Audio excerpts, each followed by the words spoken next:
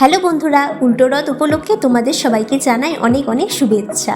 আজকের এই বিশেষ দিনে আমি বাড়িতেই বানাচ্ছি জগন্নাথ দেবের প্রিয় খাজা। আমি প্রথমবার খাজা বানাচ্ছি, জানি না কেমন হবে, সেই জন্য ভাবলাম তোমাদের সাথেও শেয়ার করি। আশা করি তোমাদেরও ভালো লাগবে। প্রথমে আমি পরিমাণ মতন ময়দা নিয়ে নিয়েছি। তোমরা যতটা খাজা বানাবে সেই অনুযায়ী ময়দা নেবে। এরপর ময়দার মধ্যে সামান্য নুন, একটু চিনি, ঘি আর সাদা তেল দিয়েছি। তোমরা চাইলে শুধু ঘি বা শুধু তেল ব্যবহার করতে পারো। সবকিছুই ভালোভাবে মিশিয়ে নিয়েছি।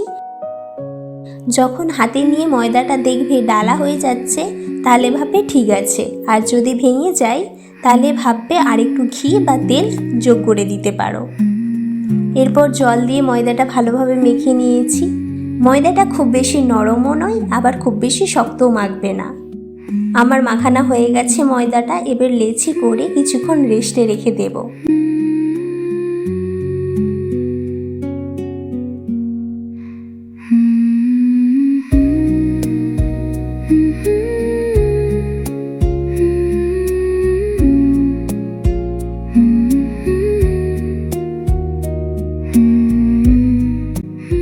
যতক্ষণ ময়দাটা রেস্টে আছে ততক্ষণ অন্য কাজগুলো করে নিই। চলো, প্রথমে একটা বাটিতে সামান্য তেল আর একটু ময়দা দিয়ে ভালোভাবে মিশিয়ে নিয়েছি। এই পেস্টটা পরে কাজে লাগবে।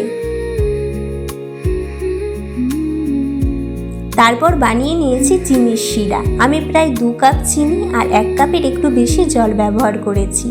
শিরাটা খুব বেশি ঘন করিনি, কারণ খাজার জন্য পাতলা শিরাই ভালো হয়। নারকেল নাড়ু বা তিলের লাড়ুর মতন আঠালো শিরা এখানে দরকার নেই।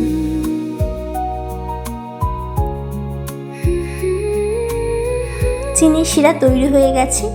এবার ময়দা থেকে বড় বড় রুটি বেলে নিয়েছি। তারপর একটা রুটির ওপর ময়দা তেলের পেস্ট ভালোভাবে ব্রাশে করে লাগিয়ে তার ওপর আরেকটা রুটি রেখে আবার পেস্ট লাগিয়ে দিয়েছি।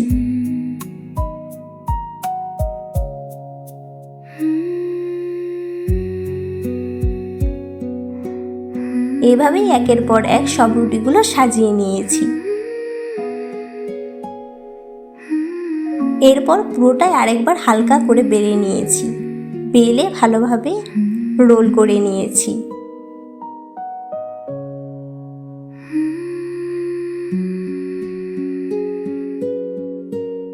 ছোট ছোট টুকরো করে কেটে নিয়েছি। আমি যেভাবে কাটছি তোমরা সেভাবেই কেটে নেবে। আমি একটু পাতলা পাতলা করে কেটেছি, তোমরা চাইলে একটু মোটাও করেও কাটতে পারো।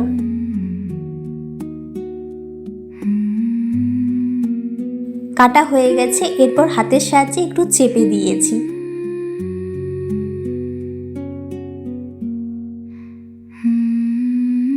এদিকে তেল গরম হতে দিয়েছি। খেয়াল রাখতে হবে তেল যেন খুব বেশি গরম না হয়। বেশি গরম হয়ে গেলে খাজা বাইরে থেকে দ্রুত লাল হয়ে যাবে, কিন্তু ভেতরটা ভাজা হবে না। তাই হালকা গরম তেলে খাজাগুলো কম আঁচে ধীরে ধীরে ভেজেছি।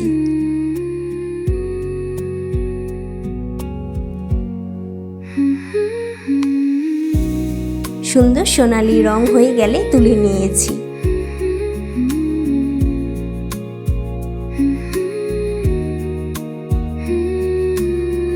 এরপর ভাজা খাজাগুলো চিনির শিরার মধ্যে দিয়ে দিয়েছি। কিছুক্ষণ শিরার মধ্যে রেখে তুলে নিয়েছি। এভাবে সবগুলো খাজা তৈরি করেছি।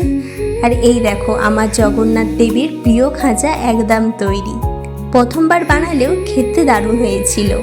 তোমরা যদি এই রেসিপিটা বাড়িতে বানিয়ে দেখো, অবশ্যই আমাকে কমেন্টে জানিও। ভিডিওটা ভালো লাগলে একটা লাইক করো আর চ্যানেলটাকে সাবস্ক্রাইব করতে ভুলো না। সবাই ভালো থেকো। আবার নতুন ভিডিওতে দেখা হবে।